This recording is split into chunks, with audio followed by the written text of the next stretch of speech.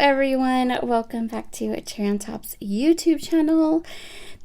This month we are working with interactive elements. So I got this fun die set from Paintbrush Studio. It's called the Side Slider die. It's really fun. So I cut it out of Vicki Boutin's Foundations paper, and I'm going to pair it with these watercolors that are part of the summer cherry box over at a Cherry on Top. My whole layout is actually going to be created using that summer cherry box. So I want to watercolor all of the pieces for this die set before I put it together. So after I did the first panel, I kind of came up with a different way of doing it. So I discovered that for this the look I was going for, I would go ahead and kind of put the watercolor onto my glassboard studio mat, and then I go ahead and kind of just dip the papers into the watercolor. I am using the two kind of pinky purpley watercolors. You get a whole set of watercolors in the cherry box for summer. And I just wanted to give these, I wanted to give these panels the look almost like a paint kind of swish because of the pattern paper that I'm going to use, but you're going to see that in a minute. So my entire layout is based on this pattern paper, which is part of the box. I really, really love this paper. It's so pretty. I knew I wanted to use it. So I am pulling out these bits. They are called Sherbet Remnants, and they are from 49th and Market. There's 24 of these pieces in this kit. So they look a little bit like envelopes or papers that are kind of roughed up at the edges for you. I'm going to color match them to those paint swatches across the top of my page, and then I'm going to mat each of my photos, except for one, in a coordinating color. So this is kind of my idea. And then the pink piece, that's where my interactive element is going to be, and my idea is to make it so that that pink stripe at the top of the page kind of continues its way down. Now, I folded this, and I shouldn't have folded this, but I didn't realize that I didn't need to fold it, and I shouldn't have folded it. But as I put this together, I'm too lazy to go back and cut another one. And watercolor another one, because these are dry. So we're just going to go with the fact that this is folded. Don't fold yours. So I'm going to put this interactive slider die together. This goes together really easy. There is like a how-to video on Paintbrush Studio's YouTube channel, and it works really well. I absolutely love this die for interactive elements on scrapbook pages. I think it's supposed to be for a card. I know this, but you know what? It's me, so I'm putting it on a scrapbook page. One of the pieces I didn't use because I realized that that piece is actually supposed to go on the inside to create like a window, which would be awesome. Again, as I was kind of figuring out this die set, how it all worked, all that kind of stuff, I came up with lots of different ways I could use it. So we're going to use it just very simply today, and then we're definitely going to be using it again on some other upcoming projects that I have going. But there you can see the idea.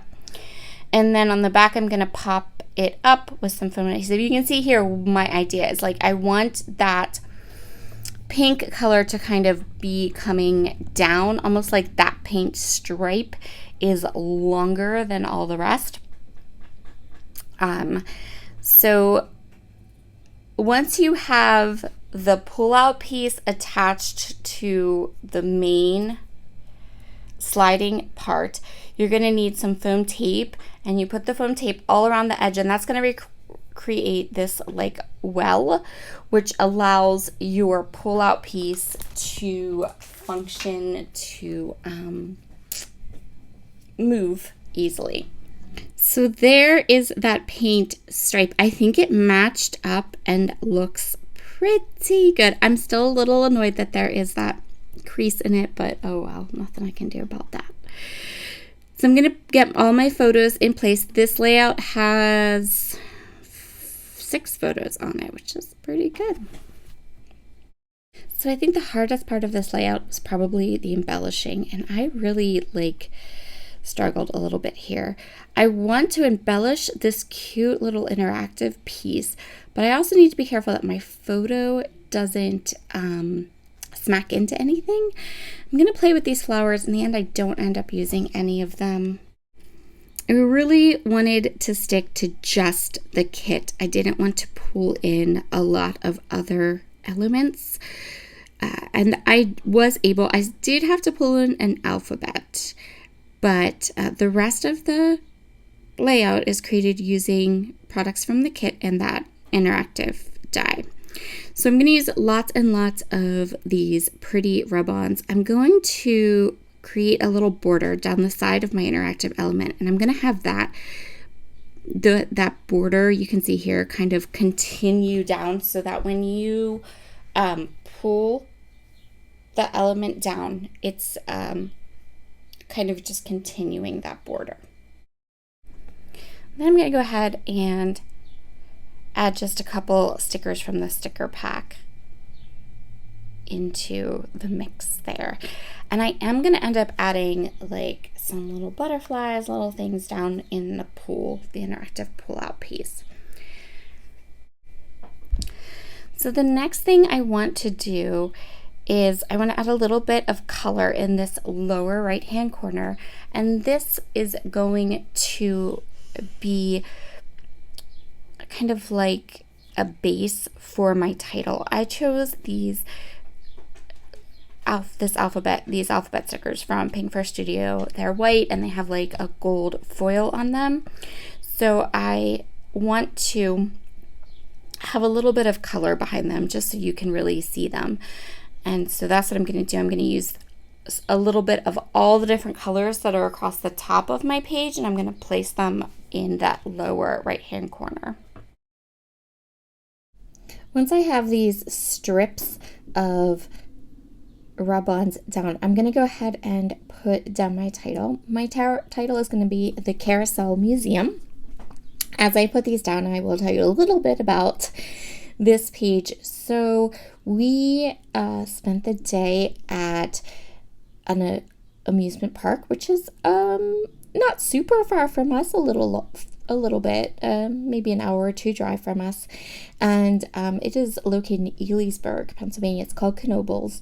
So we spent the day there with 2 of my sisters and all their kids, so all the cousins got to ride rides and all of that. And one of the kind of interesting things to me that I discovered at this amusement park was a carousel museum. So they have the best carousel there. It was one that I have been riding since I was 10, 12, and it's an older carousel that still has the rings. So we that will be a story for another day. But after we were done riding the carousel, I noticed this carousel museum, which hadn't been there the last time I was there. And so we walked through, and it was really interesting, super fun. I took lots of photographs. And when it was time for me to scrapbook them, I just wanted to have one page because I have lots more pages from this trip that I want to scrapbook. So this will be like a nice chunk of my summer album for 2024. So I wanted to make sure I had the same tones that were in my watercolors. That's part of my interactive section. I want to make sure I had those same tones on my throughout the rest of my page. So I grabbed a piece of paper that had that same pink watercolor on it, and I just punched 2 of these little circles to kind of help pull that color throughout the rest of my layout. I am going to use all these flowers, and yes, they're a little bit on the chunky monkey side, but I'm okay with it. And I'm just going to go ahead and kind of go with it, I guess. Once I had the flowers in place, because see, they look so good there, and for a scrapbook page about a carousel museum, I just felt like that worked really well. I'm going to use some of the butterflies from the sticker book, and then I'm going to punch some of my own butterflies. And you can see here I'm kind of adding the little butterflies into different sections. I'm also going to use some hearts for some embellishment as well.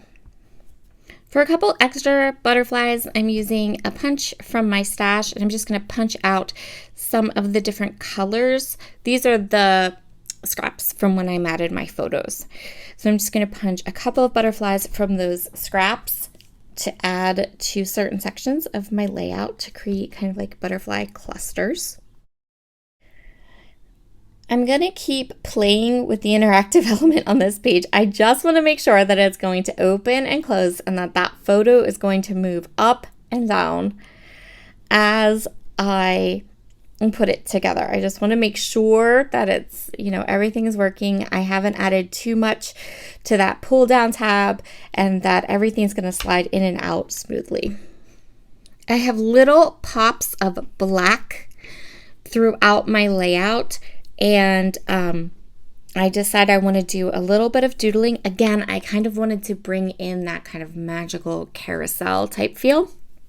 So I'm going to give my butterflies some little trails with a gel pen. And my last little detail is going to be to add some morning dew Nuvo drops to the inside of the butterflies, just to get these dry super clear, like completely clear, and it just adds a little bit of a tiny detail to them. And that is where my layout's going to be done. I hope you have enjoyed this fun interactive project. I really, really love this side slider die from Paint4 Studio. It's super easy to use, and I can see myself adding little interactive elements to lots of projects to come. Here are all of the close-ups. I hope you all have a wonderful Tuesday, and I will see you all again very, very soon. Bye.